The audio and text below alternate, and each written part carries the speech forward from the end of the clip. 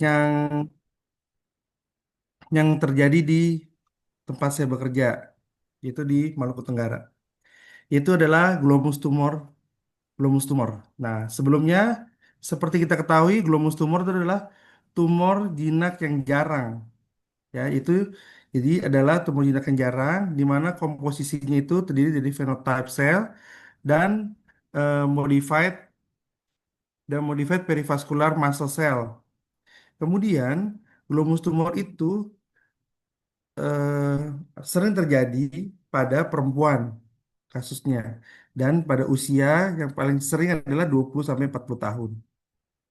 Nah, bagaimana sih kita mengetahui glomus tumor itu? Kita lakukan adalah physical examination. Ada tiga tes, tiga triad namanya, yang memastikan bahwa oh ini nih curiga ini karena glomus tumor, yaitu adalah pinpoint test, kemudian pinpoint tenderness, dan cold intolerance. Jadi pasien ini tuh tidak tahan terhadap dingin. Jadi kalau berubah suhu menjadi dingin, dia pasti kesakitan sekali. Nah, apa sih yang tes yang bisa kita lakukan pada pasien dengan glomus test nih? Itu ada tiga. Satu adalah love test. Kedua itu heal rate test dan cold test. Nah, apa sih yang biasa kita temukan pada pasien glomus tumor untuk pemeriksaan X-ray?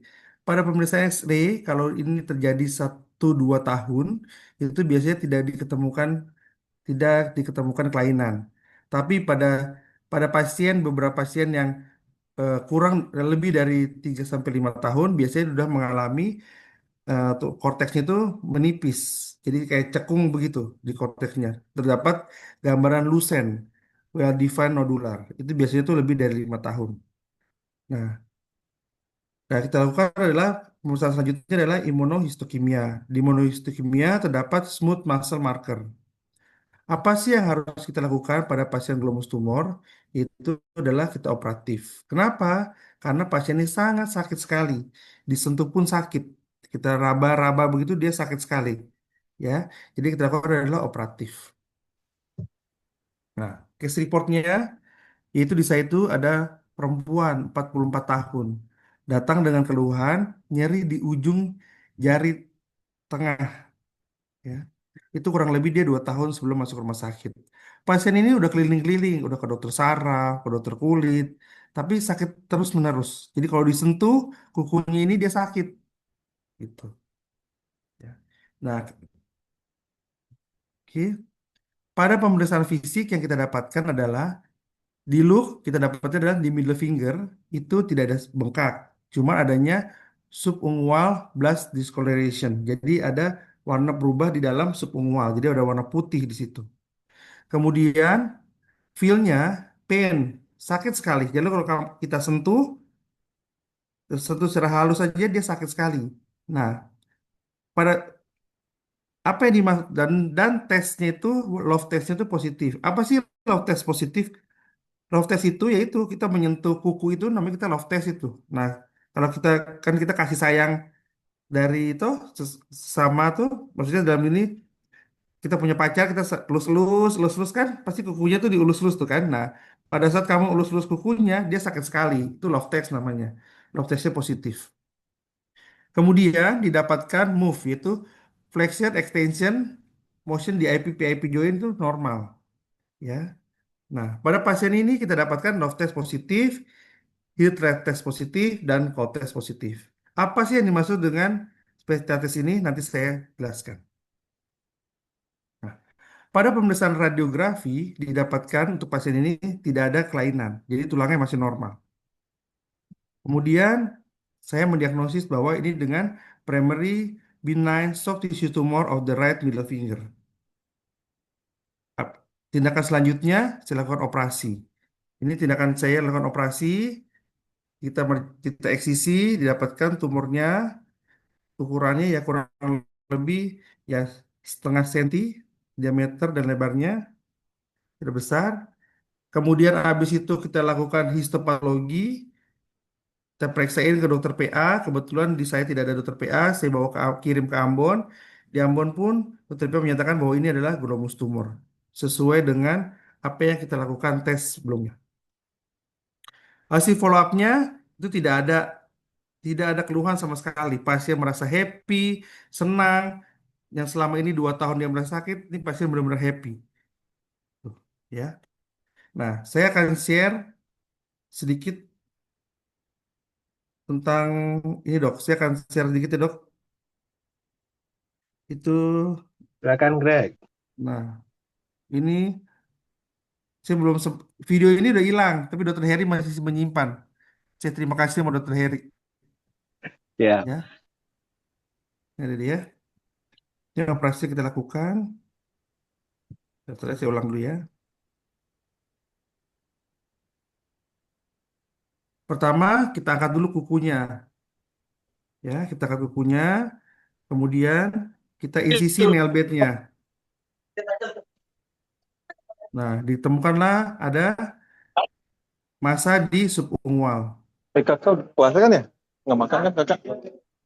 Nggak ada darah deh, nabza, cek buta warna, apa satu itu? Hyper. Ya, dok, ya, dok.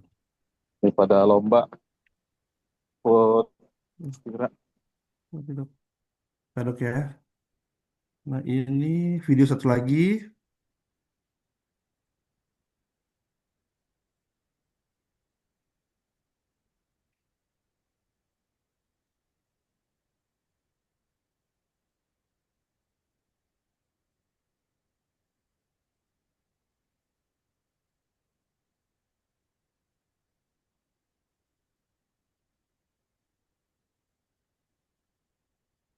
Ya, jadi kita incisi nail bednya, kemudian kita temukan si glomus tumornya. Kecil memang. Jadi tumor ini kecil dan itu dia bikin sakit.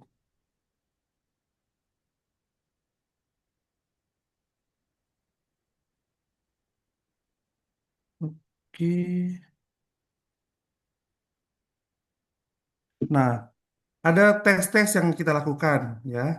Saya buka di YouTube. Nah, ini adalah heat rest Let me test show you the Hildreth ya. test, a quick and simple tool to diagnose squamous tumors.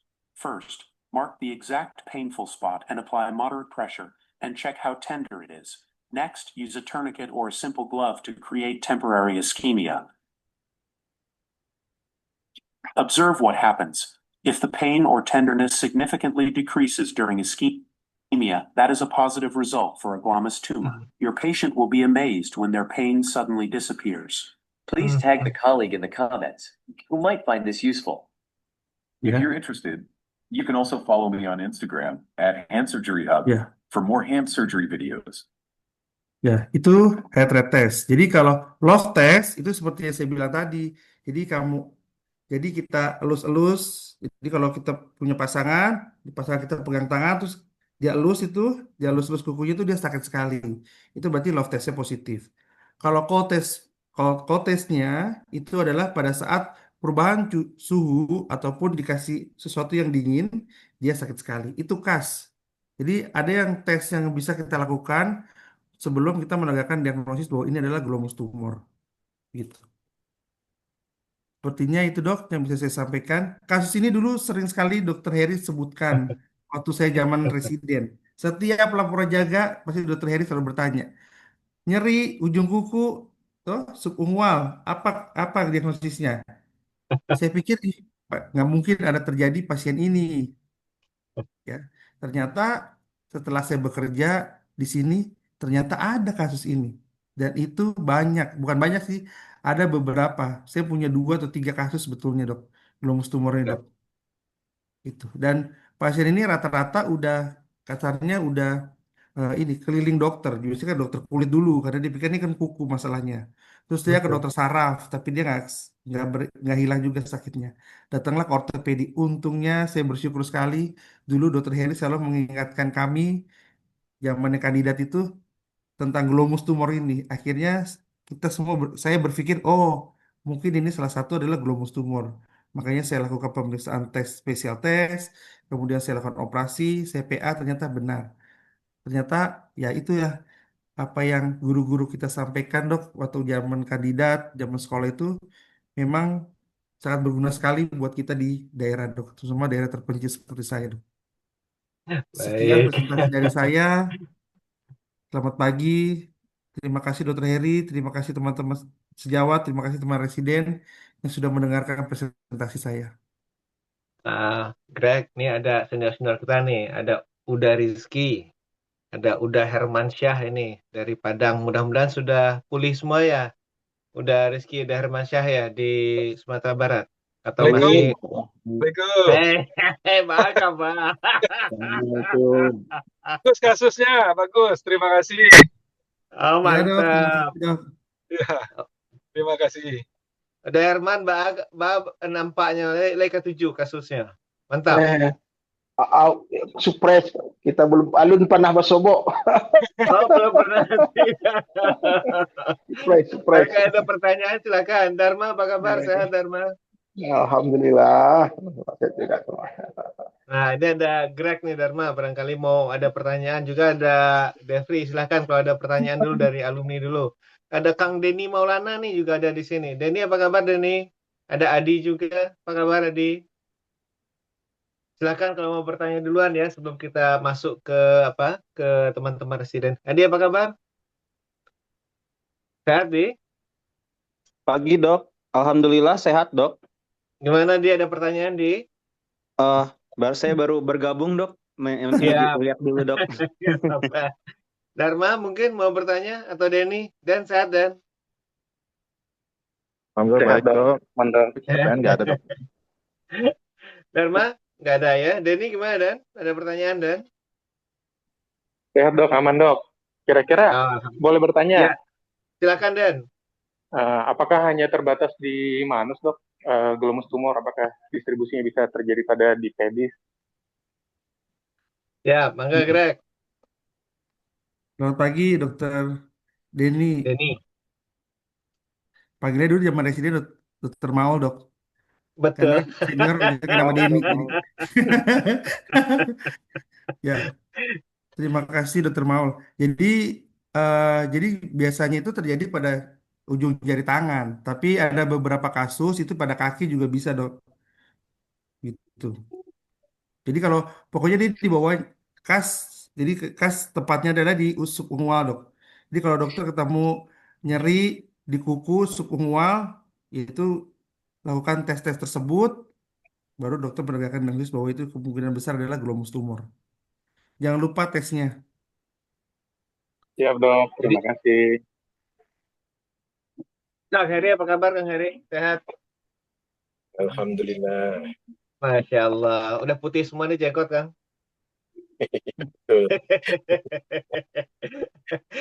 Ini ada-adanya Kang berbagi sekarang nih Kang. Ya, siap. Berbagi kasus. Ya, siap. Menarik. Siap, terima kasih Kang.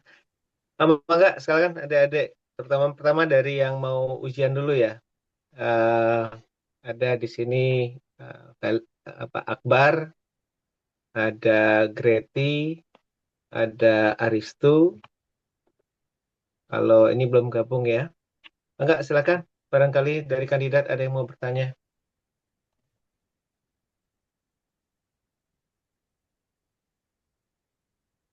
Kasus ini ada kok apa izin dok. Jadi buat teman-teman residen, jadi sebetulnya mungkin pada saat ujian mungkin nggak keluar ya. Tapi terus terang kasus ini itu saya dapat 3 kasus sebetulnya dok. Jadi buat teman-teman residen, jadi minimal tahu bahwa glomus tumor itu ada dan kalian bisa menegakkan diagnosis ini glomus tumor dan kalian operasi gitu. Jadi jangan kalian udah dapat pasien datang dengan nyeri di kuku terus kalian oper lagi ke dokter kulit, oper lagi ke dokter saraf begitu. Bahwa ini kasusnya ortopedi begitu. Jadi kalian harus bisa menegakkan diagnosis ini, menterapi pasien ini sehingga pasien itu menjadi senang. Tujuan itu. Ya, bayang ya kalau tiap hari kena selimut sakit, kesentuh sakit, kena air dingin sakit gitu ya. Iya dok. Iya.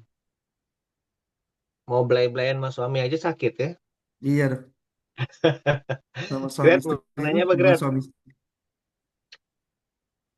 Berarti monitor? Berarti nggak Ya monitor. dok, Tadi, Izin dok. silakan Greg, mau nanya apa? izin dok. Kalau biasanya kalau misalnya glomus tumor ini kita suka misdiagnose-nya dengan apa ya dok ya? Iya, iya. Terima kasih Mungkin dok. subungual Jadi, hematom ya Greg ya? ya, semua hematom. Jadi kita Ya, biasanya different diagnosisnya dengan subungual hematom dok. Gitu. ya, Nah, biasanya, jadi kalau kalian tuh, kan ini kan sering terjadi pada perempuan ya dok ya. Jadi kalau pada ya. perempuan itu biasanya dia terselimuti. Kenapa? Dia kan biasanya perempuan tuh pakai kutek. Nah, jadi nggak kelihatan itu glomus tumornya. Padahal kalau di kuteknya dihapus kelihatan itu dok. Jadi ada gambaran Ya. pucat begitu di subungual. Cuma perempuan-perempuan ini kan rata-rata terjadi pada perempuan dok. Cuman Ya. perempuan-perempuan kita itu kan semua tangannya berwarna-warni. Nah itu sehingga nggak kelihatan itu ada glomus tumor. Cuman dia keluhannya datang biasanya kenapa ya kalau saya dibelai-belai suami tangan saya kok sakit begitu. Ujung jari saya itu sakit begitu. Ya, Nah itu ya gitu kita Greti. semua Jadi lari ke sana. ini kalau dilihat patogenesanya mah mirip mirip sama velon ya Greg ya, yaitu Ya, terjadi sama film. peningkatan tekanan pada kompartemen yang tidak fleksibel ya. Sehingga Ya, gejala betul. utamanya sebetulnya adalah sensitisasi ujung-ujung saraf, betul ya Greg ya? Betul, ya dok. Jadi kalau dilihat tadi dari Greg sebetulnya ada proliferasi dari otot polos ya, yang Ya, merupakan lining dari pembuluh darah. Nah, proliferasi tadi yang menyebabkan tatkala dia membesar, eh, menyebabkan peningkatan tekanan yang menyebabkan rangsangan pada ujung-ujung saraf nyeri. Jadi kalau velon, nah, velon masih ingat Greti? Iya dok, itu di Ya, top dok. iya. Jadi kalau velon itu adalah peningkatan kompartemen intrapulpa, di mana pulpa tadi kan fibrous tissue semua ya, begitu ada nanah nambah, sakitnya bukan main, jadi kompartemen sindrom dalam pulpa. Ini kompartemen sindrom dalam kompartemen subungual yang menyebabkan nyeri yang luar biasa. Tuh, nanya tuh. Dok, terima kasih dok. Ya dok, siap dok, izin bertanya dok. Untuk penegakan diagnosisnya, misalkan kita sudah menemukan tanda klinis dan spesial tes gejala dari anamnesa dok. Kemudian selain ronsen, apakah bisa kita dengan pemeriksaan lain dok? Misalkan eh, apa gitu dok, USG atau apa gitu, apakah bisa dok? Izin dok. iya. Jadi gini, sebetulnya idealnya ya kalau namanya tumor itu idealnya setelah kita ketemu ronsen, habis itu kita MRI, itu idealnya. Jadi kita tahu nih maksudnya ukurannya berapa kali berapa, kemudian dia mengikat jaringan lunak atau tidak, terus kemudian dia apa namanya apa namanya Nah, menyebarnya bagaimana begitu sebetulnya. Cuman kasus ini saya tidak melakukan MRI. Kenapa? Karena saya kan di pulau terpencil, tidak ada CT scan, tidak ada MRI. Yang bisa saya lakukan adalah cuma pemeriksaan radiografik dan pemeriksaan fisik. Setelah itu yang saya lakukan adalah operasi. Kemudian setelah operasi diambil masanya kita kirim ke patologi anatomi untuk memastikan kembali. Karena semua namanya tumor kita harus periksakan ke patologi anatomi. Apakah itu dia glomus atau bukan, nanti di patologi anatomi untuk meyakinkan kita, oh ternyata dari anamnesis pemeriksaan fisik yang kita lakukan, ternyata ditambah penunjang patologi anatominya pun ada glomus tumor, berarti penegakan diagnosis kita adalah glomus tumor. Nah itu dok. Sebetulnya harus dilakukan Gimana adalah tuh? MRI dulu dok sebelum operasi. Baru kamu lakukan Betul. operasi sebetulnya. Ya. Jadi kalau secara physical diagnosis mungkin tanpa riwayat trauma kita udah harus langsung curiga dengan glomus tumor ya Greg ya. Iya, ya dok. Itu tuh Siap dok, Arif terima kasih dok. sudah. eh, Akbar, silakan Bar. Manfaatkan kesempatannya bertanya Bar. Karena ini kalau dapat nanti di praktek harus bisa mendiagnosa dan nggak ngerujuk lagi ya Greg ya. Iya. Siap dok, izin dok. Silakan.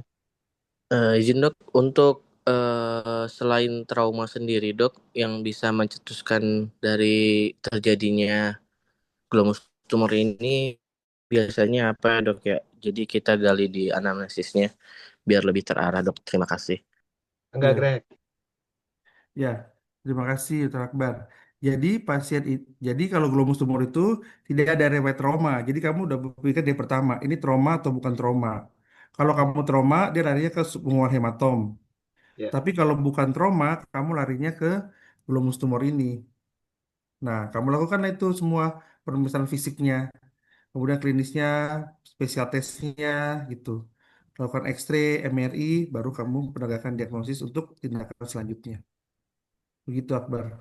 Jadi ini bukan trauma biasanya. Jadi ini non trauma. Izin dok, berarti ada faktor keturunan gitu juga ya dok ya? Kalau itu kalau di beberapa literatur jawabannya kurang diketahui. Jadi memang pasien itu biasanya mengeluh itu pada saat umurnya tuh produktif 20 sampai 40 tahun, dia mengeluhkan tiba-tiba ada nyeri di ujung jarinya bisa gitu. Baik dok, terima kasih dok. Iya. Oke, terima kasih. Jadi satu round untuk kandidat. Ini ada kandidat berikutnya, ada Mas Ganjar, ada Faiz, sama ada Dimas. Silakan Mas Ganjar, Faiz, sama Dimas kalau ada pertanyaan.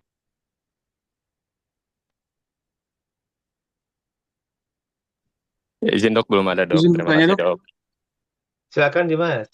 Oh ya dok, izin dok bertanya. Tadi kan ada Dokter Greg sudah mengerjakan beberapa kasus mengenai glomus tumor, kurang lebih tiga kasus ya dok. Selama Ya. pengalaman dokter, setelah dilakukan eksisi itu, apakah ada rekurensi pada pasiennya dok? Makasih dok. Iya, terima kasih. Untuk saya kan ada 3 kasus sebetulnya untuk glomus tumor. Sampai sejauh ini setelah 2 sampai 3 tahun post operasi, kebetulan pasien saya belum ada recurrency. Tapi tidak tahu ya, ini kan masih kita follow up terus untuk Ya. terjadinya recurrency. Begitu. Baik, terima kasih Dokter Greg. Baik Ini dok, terima kasih dok. ada Akang Hari Kamijantono nih. Kang Hari, sehat Kang Hari? Selamat pagi, Dokter Hari. Ada Wendy, Dit. Sehat, Dit? Wendy Siap Prasetya. dok, siap dok. Enggak. Jadi ada yang lain silahkan kalau ada pertanyaan. Izin bertanya dok. Silahkan. Di apa kabar Di? Iya dok. Di udah Baik kaya dok, belum Di? alhamdulillah. Hah? Ya, insya Allah dok, masih sesuap nasi dok. Atau mau ke pulau juga Di? Hah? Silakan Di, Siap dok. silakan. Ya dok, mau nanya dok, kalau misalnya glomus tumor, gambaran klinisnya apakah seperti subungual hematom dok? Atau ada bentuk gambaran lain dok? Kalau secara klinisnya dok? Silakan Greg. Ya. Terima kasih, Teradi. Jadi kalau glomus tumor ini bedanya sama subungual hematom warnanya beda. Dia biasanya warnanya lebih putih, lebih pucat begitu. Kalau subungual hematom dia kan warnanya ungu. Kalau dia lebih pucat, dok. Kalau kasus yang saya temuin di tempat saya itu tiga-tiganya semua lebih pucat, Betul. lebih putih, dan Disebutnya tidak ada bluish riwayat ya. trauma. Iya. Bluish itu jadi ada kebiru-biruan, tapi karena dia tekanan tinggi, perdarahannya berkurang biasanya. Jadi Iya. karena perdarahan berkurang, ada Udayadi. Rismayadi apa kabar? Alhamdulillah dok. Sehat. Baik. Baik, alhamdulillah, terima kasih sudah join. Ya begitu Adi. Jadi karena dia prinsipnya adalah kompartemen sindrom subungual. Jadi kalau kompartemen itu sindrom, kalau yang kita kan tense kompartemen, ada pelnes gitu kan ya. Ada pain upon passive stress gitu kan, kalau kita ingat-ingat ya di trauma ya. Kalau di sini juga sama. Begitu kita lihat dia ada penonjolan sebetulnya yang terjadi di subungual dengan pelnes. Nah, pelnes circumscribe bulat ya. Yang sangat nyeri. Jadi kalau di kompartemen sindrom kita pasif stres, kalau di kuku kita tekannya sakit ya. Jadi itu tanda patognomonis adanya suatu kompartemen sindrom subungual. Mungkin gitu ya Greg ya. Iya, betul. Ya. Izin nanya lagi dok, dua lagi dok. Siap, mangga. Ya, boleh. Berarti kalau glomus tumor ini satu jari ya dok ya? Kan kalau misalnya yang mirip kayak gitu, mungkin clubbing finger dok. Clubbing finger mungkin itu lebih ke semua jarinya ya dok ya? Untuk Ya, ngebedain dari pemeriksaan fisiknya. oke. Kalau clubbing biasanya semua jari di Iya. ini kan kalau club itu kan karena apa? Karena terjadinya hipoksia jangka panjang ya, sehingga terjadi fibrosis. Jadi kayak apa? Ujungnya drum itu loh, club dia. Tapi kalau ini subungual si glomus ini hanya di bawah kuku di di satu tempat corner ya, di sudut dari kuku. Jadi Ya, bukan keluhan kukunya. Apa betul begitu, Greg? Gimana, Greg? ya Ada? betul. Ya, dokter Adi. Jadi kalau clubbing itu betul kata dokter Heri. Jadi semua jari. Kalau biasanya kalau lumus ini hanya satu jari, dok. Gitu. Nah, seperti yang dokter mau tanya tadi juga. Jadi di beberapa jurnal itu memang glomus ini ada ditemukan di kaki juga, dok. Cuman saya di sini baru ketemu cuma di tangan, belum ketemu di kaki. Cuma di beberapa jurnal tuh dia ada satu dua pasien itu ada di kaki, gitu.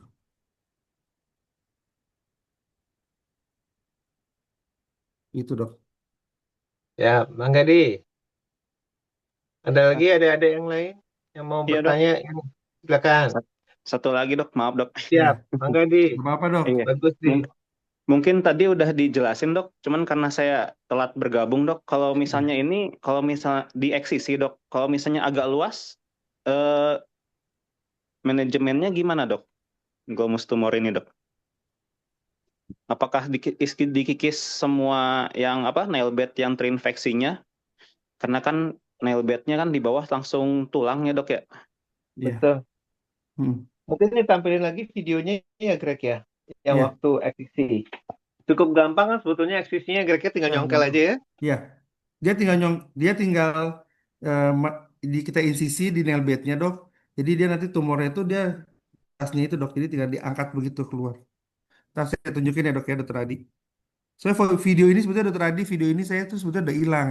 Saya kirim ke dokter Heri Herman. Ternyata dokter Heri Herman masih menyimpan sampai sekarang. Jadi terima kasih dokter Heri Herman.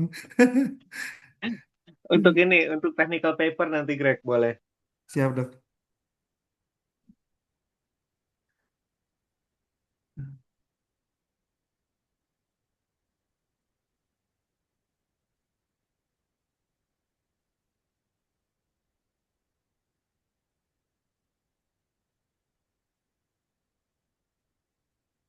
Jadi kita insisi nail bednya, dok. Terus nanti dia langsung keluar itu, dok, masanya itu, masa glomusnya itu.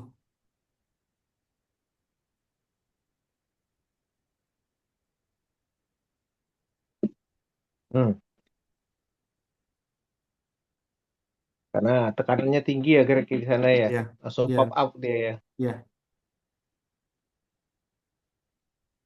Ini operasi simple dan tidak berdarah-darah, dok.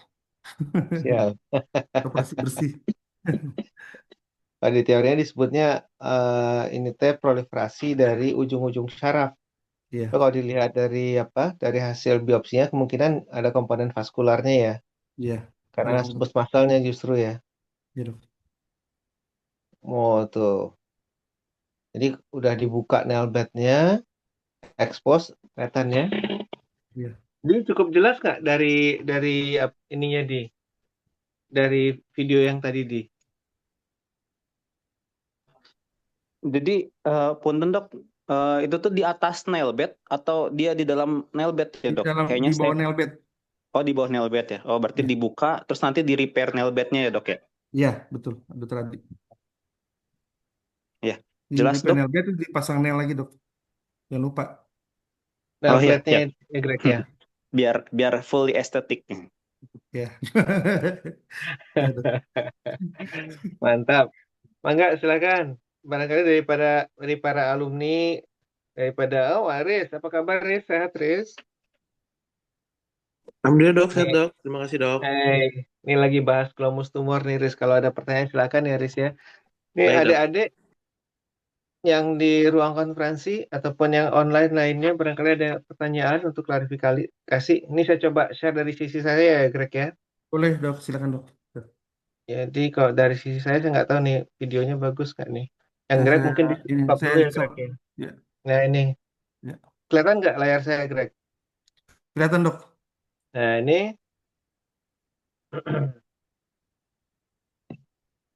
ini dibelah dulu tadi si apa si Nel ya si nalbatnya. Plate-nya mana dok? Nah plate-nya udah diekstraksi dulu ya Greg ya. Iya, Diekstraksi ekstraksi nail dulu. plate-nya udah dibuka, nail bed-nya dibuka di apa di sisi di bawah nail bed tadi langsung kelihatan glomus tumornya. Tumornya. Kelihatan ya Greg ya ini ya? Kelihatan dok. Kelihatan.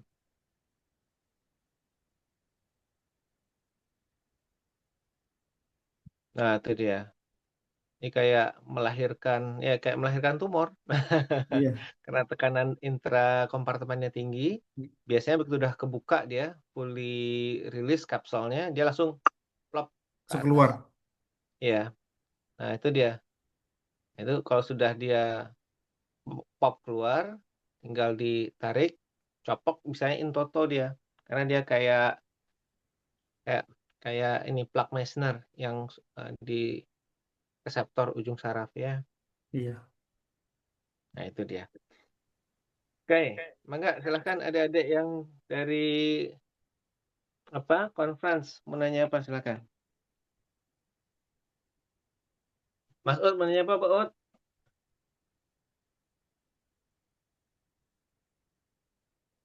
Dok, saya mungkin Siap dok, belum dok. tambahkan Ya, sedikit gimana? dok. Jadi sebetulnya Ya, kalau glomus tumornya dok ya, kalau di era BPJS nih dok, kalau kita bilang dok. Nah, glomus tumor ini kan kalau kita bilang tumor dengan ukuran yang kecil dok. betul. Nah, ini dilema sebetulnya kepada untuk teman-teman sejawat ortopedi. Kita mau Ya, kerjain operasi pasien BPJS ini, itu ya ya, satu pasiennya udah kesakitan. Kedua, ya, kalau kita operasi diklaim nggak nih pertanyaannya kan begitu. Karena ya, apa? betul. Karena untuk glomus tumor ukuran tumornya kecil, pasiennya Ya, kesakitan. Terus ya, sedangkan pemeriksaannya itu banyak idealnya harus betul. ada ronsen, ada MRI, ada PA begitu. Udah hasil Ya, PA keluar ternyata nggak diklaim karena betul.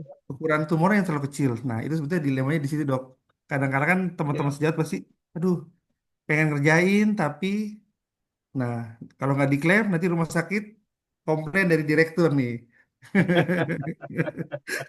Tapi satu sisi pasiennya kesakitan dok. Nah itu kadang-kadang kita dilemanya di situ dok. Ya, jadi dampak ke masyarakat mah barangkali fasnya bisa dinaikkan ke 89, Greg. Jadi kalau Oh fas ya, 89 biasanya asuransi swasta maupun BPJS lebih ini ya, lebih mm. friendly dia. Oh ya Jadi siap dok. kalau dapat dan yang kedua Mm. ya kalau yang utama sih nyerinya sangat tinggi karena mengganggu aktivitas rutin. Jadi kalau saya biasa ngisi asuransi swasta kan, bukan Iya, BPJS. Jadi iya dok. kalau alasannya saya bilang ini mengganggu daily activity rutin termasuk apa? Makan, minum, ke kamar Iya mandi, betul. Iya, interaksi sama manusia. Jadi mm. sangat mengganggu kualitas hidup. Biasanya mereka Iya, langsung ACC kalau swasta ya. Kalau iya, BPJS saya pikir juga sama karena sama-sama asuransi. siap dok. Do, apa kabar Do? Lama nggak ketemu Do. Alhamdulillah baik, Dok. Terima kasih, Dok. Masih ingat nggak sama Kang Greg nih Do? Masih ingat, Dok? Ya, halo Bang. Selamat pagi, Bang. Selamat pagi dokter Edo. Waduh ini staf Unsri nih dok. Iya, udah kaya belum Do?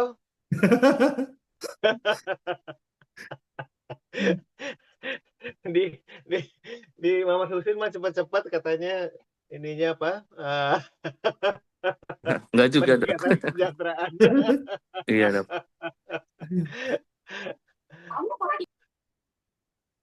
Baik, silakan adik-adik di ruang conference. Selamat pagi dok, Silakan. izin bertanya dok, untuk Silakan. ada nggak resiko atau hal penting lain yang disampaikan ke pasien untuk tindakan NCC glomus tumor ini dok? Izin dok. Iya. Silakan Greg. Terima kasih dok. Jadi resiko setiap namanya kita melakukan suatu operasi, pasti risiko ada. Kemudian yang harus kita sampaikan ke pasien, apalagi ini pasien tumor. Kita kan tidak tahu ini tumor ini jinak atau ganas. Tetap kamu edukasi, inform consent sebelum melakukan tindakan. Di tindakan seperti yang pasien tumor, kemungkinan dia akan recurrence, kamu harus sebutkan. Meskipun dia angka recurrence-nya rendah, tapi kita harus sebutkan. Jangan sampai nah, pasiennya recurrency, tiba-tiba dia komplain ke kita karena tidak disebutkan bahwa, oh, dok, kenapa dulu dokter gak bilang kalau ini kambuh kembali, begitu. Meskipun angkanya rendah, tetap baru kita sebutkan. Kemudian, untuk komplikasi, ya itu tergantung dari, kemudian balik lagi, karena dia posisinya di subungual, ya komplikasinya yaitu, satu adalah pertumbuhan kukunya yang tidak baik. Bisa ingrowing, pertumbuhan kukunya bisa juga dia kukunya jadi ke dalam atau pertumbuhan kukunya tidak bagus. Jadi terutama perempuan-perempuan. Ini kan kasus ini pesannya pada perempuan. Jadi kamu harus kasih tahu kepada pasiennya bahwa mungkin tumbuh kukunya tidak bagus seperti sebelumnya. Karena kalau beberapa perempuan itu sangat menjaga estetik tangannya. Jadi kalau kamu sudah operasi ternyata pertumbuhan kukunya jelek, nah bisa-bisa dia issue. Dia akan issue ke kamu. Kenapa dok? Kok setelah operasi kuku saya makin jelek nih. Nah, itu. Jadi kamu kasih tahu juga itu. Untuk komplikasi yang berikutnya, kemungkinan di neurovaskular bisa terjadi, tapi itu minimal. Begitu. Itu sih dok yang bisa saya kasih tahu dok untuk komplikasinya. Ya, Mungkin dokter ya, Herman atau teman dok. silakan. Wahid sudah. Sebelahnya Wahid coba. Putri mana Putri? Putrinya Dokter Diki. Put, tanya Put.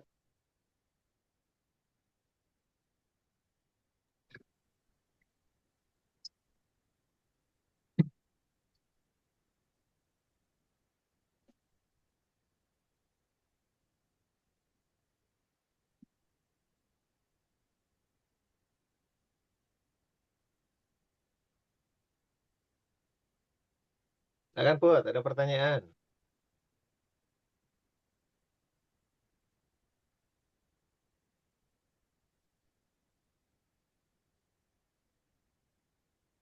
Belum bisa.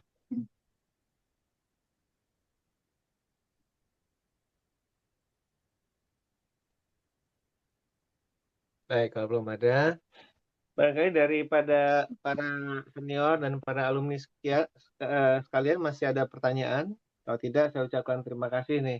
Put, sudah siap menanya, Put? Ya dok, Silakan. izin dok, untuk diagnosisnya apakah cukup dari pemeriksaan fisik dan PA saja dok? Atau ada pemeriksaan lainnya? Terima kasih dok. Boleh, silakan Greg. Ya. Jadi untuk penerangan diagnosisnya sebetulnya kita pertama lakukan anamnesis yang baik. Dari anamnesis itu dia dari trauma atau tidak. Ya, kemudian yang kedua kita lakukan pemeriksaan fisik. Yang ketiga adalah kita lakukan spesial test tadi dok. Jadi ada tiga spesial test yang bisa kita lakukan, yaitu adalah love test, tuh. Kemudian stress test dan cold test, dok. Jadi setelah setelah kita melakukan anamnesis, pemeriksaan fisik dan spesial test, yaitu kita lakukan pemeriksaan penunjang, kita lihat ronsennya. Nah, kalau di tempat teman-teman sejawat di kota besar, mungkin kita bisa lakukan adalah MRI. Kita lihat, oh ini tumor kak, ini tumor atau bukan, atau masalah yang lain, bisakah infeksi. Nah, kalau karena kayak di daerah terpencil, yang setelah kami lakukan tiga hal tersebut, kita lakukan adalah operatif. Setelah operasi, kita keluarkan masanya, dan kita lakukan pemeriksaan patologi anatomi dok. Jadi jangan lupa semua namanya pasien tumor kita haruskan patologi anatomi untuk menegakkan diagnosis itu benar atau tidak yang kita lakukan. Ini tumor jinak atau tumor ganas. Kita kan tidak bisa bilang oh semua benjolan di semua kita bilang glomus belum tentu.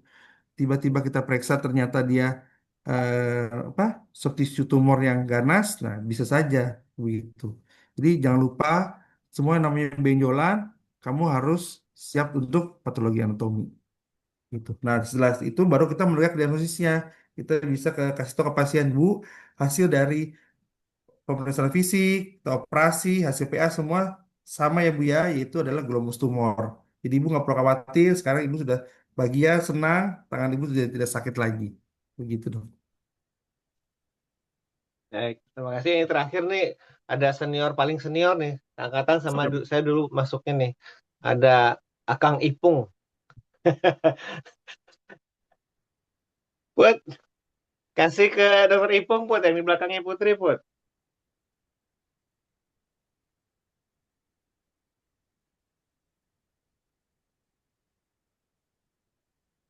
Beliau kalau nggak lagi mau motoran, senangnya sekolah nih sekarang. Bung, Assalamualaikum. sehat. Alhamdulillah. Assalamualaikum. Silakan, silakan. Waalaikumsalam, Salam. Dok. Ya agak kaget, tapi alhamdulillah bisa ikut join conference yang udah lama sekali. Terakhir tahun 2004 saya ikut conference, berarti 21 tahun yang lalu. Yang saya tanyakan kepada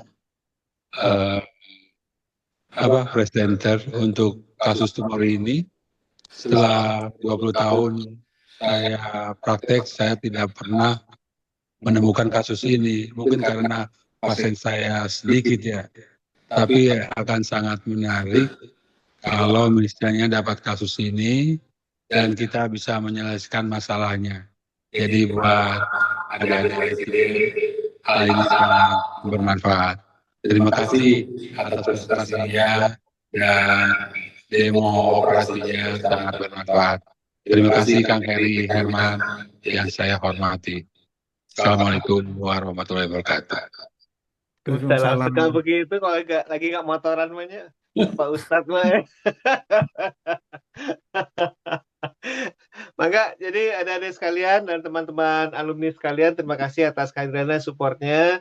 Ya, Drek, mungkin kita akhiri pertemuan hari ini. Terima kasih banyak atas partisipasinya. Untuk pertemuan berikutnya, insya Allah ada sharing session untuk hidrodiseksi dekompresi syaraf oleh Dr. Bobby. Nanti kita tunggu waktunya, either seminggu ke depan atau 2 minggu ke depan.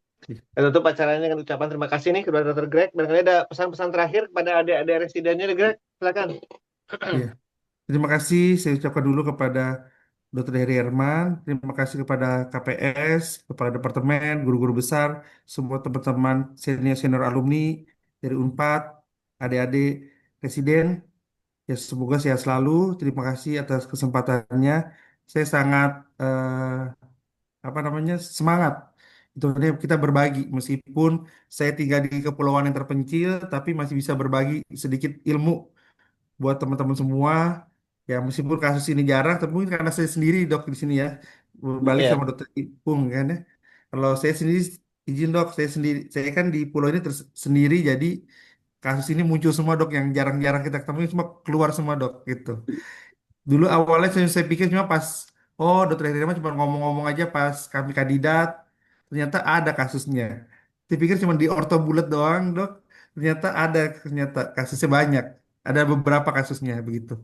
Jadi ya apa yang pesan-pesan buat adik-adik residen, apa yang guru-guru kalian kasih tahu, ilmunya dikasih di selama selama residen dipergunakan baik-baik karena tidak ada ilmu yang tidak bermanfaat.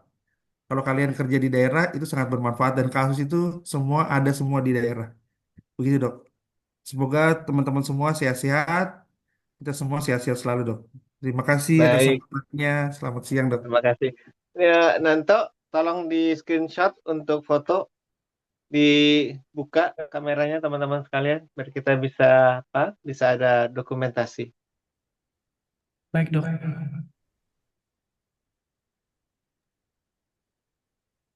Ya. Sini dokter dan senior ambil screenshot.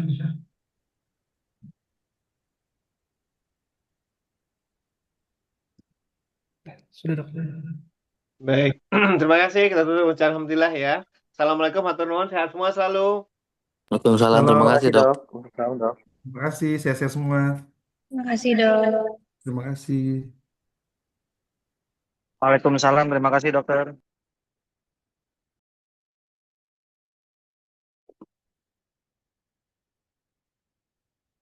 Terima kasih Dokter Greg. Izin ditutup, Dok. Ibu Cici.